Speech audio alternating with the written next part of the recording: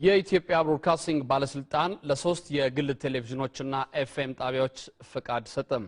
ባለስልጣኑ የሀገሪቱን ቴሌቪዥን ወደ ዲጂታል ለመቀየር የሚያስችል ሴት ቶፕ ቦክስ እንዲያመርቱ ለሁለት ተቋማትም ፍቃድ ሰጥቷል። ነቃቸው ሰማ ያዘጋጀውን ብሩክ ያሬድ ያቀርበዋል። የኢትዮጵያ ብሮድካስት ባለስልጣን በሀገሪቱ ለሚንቀሳቀሱ መገናኛ ብዙሃን ፍቃድ የመስጠት ስልጣን አለው። በዚህ መሰረት በዘርፉ ለመሰማራት ጥያቄ ካቀረቡ ተቋማት በቴሌቪዥን ዘርፍ ለሶስት የግል ቴሌቪዥኖች አገልግሎት መጀመር የሚያስችል ፍቃድ ሰጥቷል። ፍቃድ የተሰጣቸው ፋና ብሮድካስቲንግ ኮርፖሬት፣ ዋልታ ኢንፎርሜሽን ማዕከልና አርኪ ብሮድካስቲንግ ሰርቪስ ናቸው። ባለስልጣኑ ለሶስት የግል ኤፍኤሞችን ፍቃድ ሰጥቷል።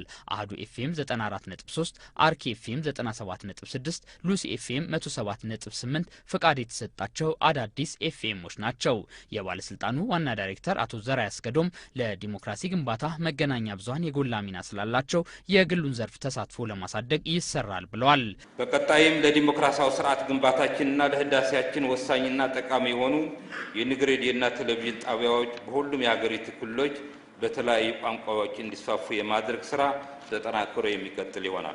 የብሮድካስት ባለስልጣን የሀገሪቱን የቴሌቪዥን ስርጭት ወደ ዲጂታል ለመቀየር ሴት ቶፕ ቦክስ እንዲያመርቱ ለጣና ኮሙኒኬሽንና ለብረታ ብረት ኢንጂነሪንግ ኮርፖሬሽን ሃይቴክ ኢንጂነሪንግ ኢንዱስትሪ ፍቃድ ሰጥቷል። በምክትል ጠቅላይ ሚኒስትር ማዕረግ የፋይናንስና ኢኮኖሚ ክላስተር አስተባባሪና የኢንፎርሜሽን ኮሙኒኬሽን ቴክኖሎጂ ሚኒስትር የዲጂታል ብሮድካስት ሽግግሩ ብሔራዊ ኮሚቴ ሰብሳቢ ዶክተር ደብረጽዮን ገብረ ሚካኤል እንደተናገሩት በአሁኑ ወቅት የአናሎግ ቴሌቪዥንን ወደ ዲጂታል ስርጭት ለመለወጥ ትኩረት ተሰጥቶ እየተሰራ መሆኑን ገልጸዋል።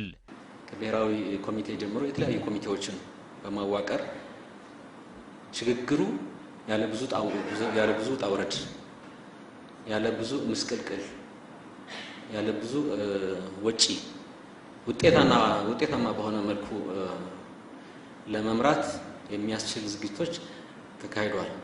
በግል ቴሌቪዥንና ኤፍኤም ጣቢያዎች ፍቃድ የተሰጣቸው ተቋማትም የህብረተሰቡን የመረጃ ተደራሽነት ለማጎልበት ጠንክረው እንዲሰሩ አሳስበዋል። ፍቃድ የተሰጣቸው ተቋማት በበኩላቸው የተሰጣቸውን ኃላፊነት በአግባቡ ለማከናወን እንደሚሰሩ ተናግረዋል። ተቋሞቻችንም በዓለም ተወዳዳሪ ለማድረግ የሚያስችለን ፈጣን ልማት እንዲቀጥልን በማድረግ ረገድ የበኩላችን አስተዋጽኦ የምናበረክት መሆኑን በማረጋገጥ ነው። ጥራት ያለው ምርት በተመጣጣኝ ዋጋ በተፈለገው ጊዜ በማቅረብ የሀገራችንን የኮሙኒኬሽን ኢንዱስትሪ ለማሳደግ የበኩላችንን ሚና በብቃት ለመወጣት ዝግጁ መሆናችንን እናረጋግጣለን። እናስተምራለን ብለን ሳይሆን በጋራ እንማማራለን። በተለይ ከአድማጫችን ጋራ ብለን የተዘጋጀንበትን ሬዲዮ ለመጀመር ዛሬ ፍቃዱን ወስደናል።